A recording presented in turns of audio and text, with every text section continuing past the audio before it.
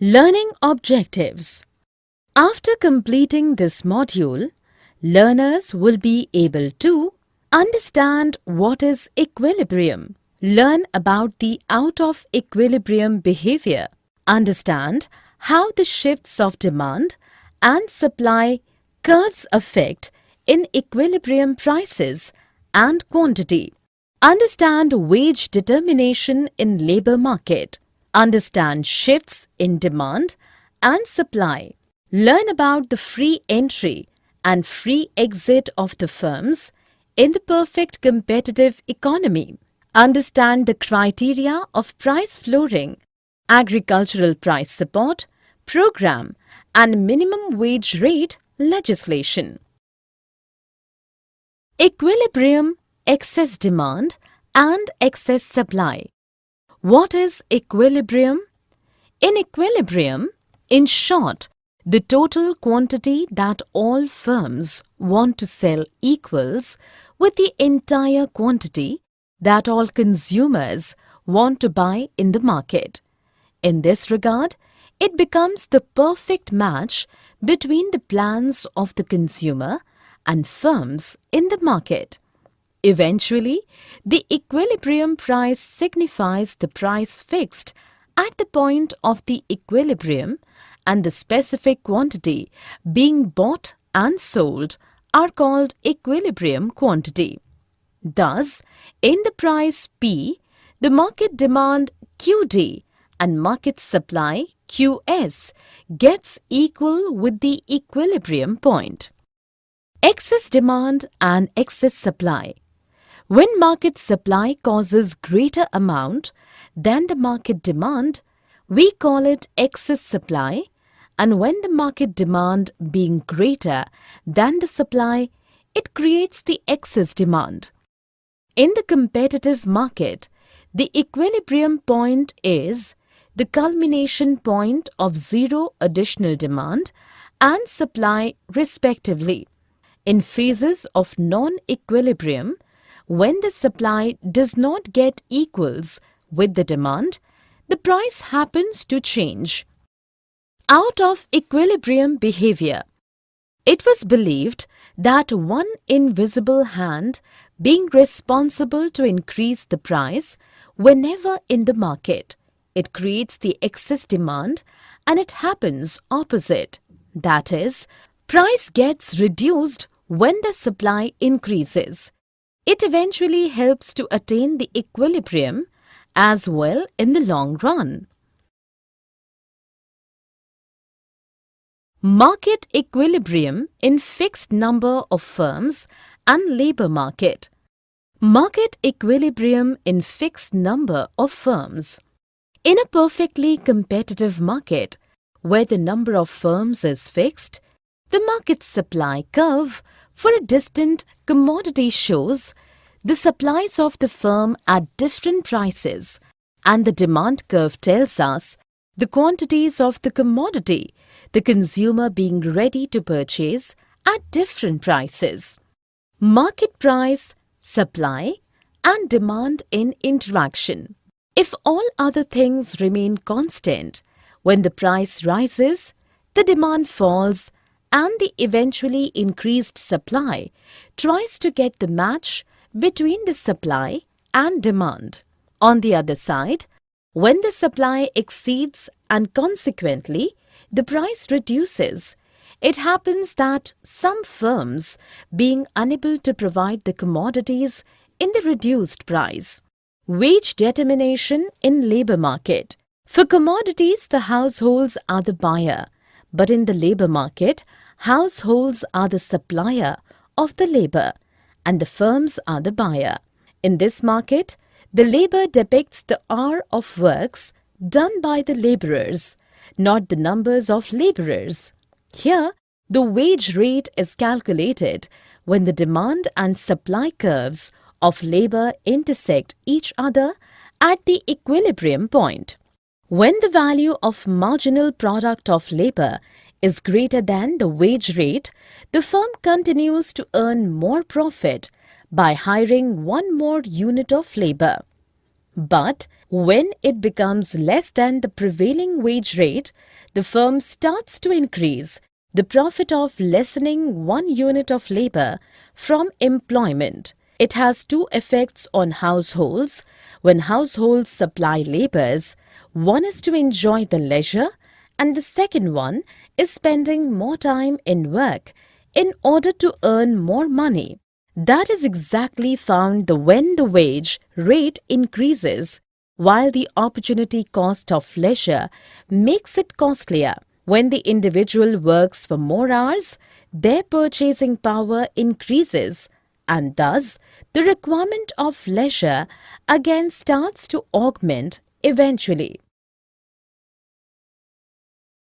Shifts in demand and supply. Demand shift.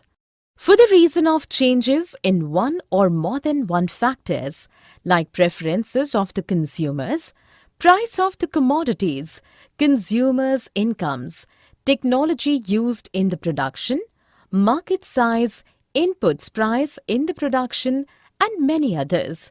The supply and demand curve or each of them may shift, and which implies the change in equilibrium price and the quantity of the commodities. Here, due to the excess supply, we can see that demand decreases from Q2 to Q3. The G point where the equilibrium point did not match, so the price reduced as P0, where at the point of E, the equilibrium point has been created after the demand increases a bit to Q0 from Q3. Due to increase the salary of the consumers for normal goods, the quantity used to be increased. So, the demand curve shifts rightward, but the supply curve remains unchanged. So, in this case, the price of normal goods gets higher and the quantity being demanded is also higher. If the number of the consumers will be increased, the demand curve will shift rightward similarly too. Supply shift. When supply curve shifts leftward, excess demand will occur, which eventually will cause to price rise. At the time of its shifting rightward, due to excess supply, few firms will opt to reduce the price and the market price will be reduced. Simultaneous shifts in demand and supply.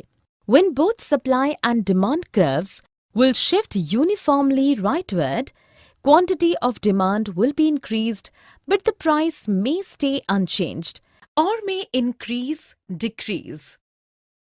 When both of them will shift leftward, the price may stay unchanged or may increase, decrease, but the quantity of demand will be decreased. Market equilibrium, free entry and exit. Free entry and exit. When such situation arrives that in a distinct market price, every firm enjoys supernormal profit, then many other firms want to enter in the system. It will decrease the percentage of profit and then the firms only earn the normal profit. Then we can say that the equilibrium price equals with minimum average cost of the firms. At the time comes when many firms see that the price prevailing in the market being lesser than the minimum average cost of the production, they tend to leave the market. Thus, it will create the condition where the existing firms will start to enjoy more profit and then it will be similar to their normal profit being greater than the minimum average cost of the production. Equilibrium price and quantity determination. In a perfectly competitive market, in the phases of free entry and exit, the equilibrium price gets equal to minimum average cost line and the quantity in equilibrium is determined at the intersection point of the market demand with the price line, that is, prevailing market price being equaled with minimum average cost of the firm. Shift in demand. When demand curve shifts rightwards in a perfect competitive market, there grows the excess demand of the commodity. Many consumers want to give extra price, and thus the supernatural profit of the firms will be happened. But by the entries of new firms, the option of supernatural profits has been invalid, and then the normal price as prevails in the market, and it gets equal with minimum average cost of the firm. When the demand curve will shift leftward for excess supply, many firms will choose to exit, being unable to lower their price. Then, in the new equilibrium, less quantity will be equal to the reduced demand in that specific price. Thus, due to shift in demand rightwards or leftwards, the equilibrium quantity and number of firms will increase or decrease, whereas price will remain unchanged. Application of supply-demand analysis. Application of the analysis. We can see several situations where the government tries to regulate the prices of certain goods and services when their prices are too high or low from their optimum desired levels. Here the framework of the perfect competitive system is also very important, where these regulations fall effects on the market. Price ceiling. Government imposes upper limit of prices for several goods as they are regarded most useful goods, while some section of the people in the society will not afford to buy the goods in that prevailing market price. When government tries to regulate the price, it reduces than the equilibrium level of the market, but the demand remains constant. Setting the price floor. For certain goods, government needs to restrict the prices from further falling, and it regulates the price limit in a distant slab, especially for agricultural products. Through different price support programs, government does this to regulate the price limit of the goods. Here the price limit is set higher than the market-driven price, and by the aid of minimum wage rate legislations, government ensures that it does not fall below the limit. Such a way, the minimum wage rate is set higher than the equilibrium wage rate of the labor market. Summary. Let us summarize what we have learned. In a perfectly competitive market, equilibrium occurs where market demand equals market supply. Equilibrium is a situation where there is no tendency for any change. The equilibrium price and quantity are determined at the intersection of the market demand and market supply curves when there are fixed number of firms. Each firm employs labor up to the point where the marginal revenue product of labor equals to the wage rate. The entry and exits of the firms are dependent on the minimum average cost of the production of the firms in the market, with supply curve remaining unchanged. When demand curve shifts rightward or leftward, the equilibrium quantity increases or decreases and equilibrium price increases or decreases with fixed number of firms. In a perfectly competitive market with identical firms, if the firms can enter and exit the market freely, the equilibrium price is always equal to minimum average cost of the firms.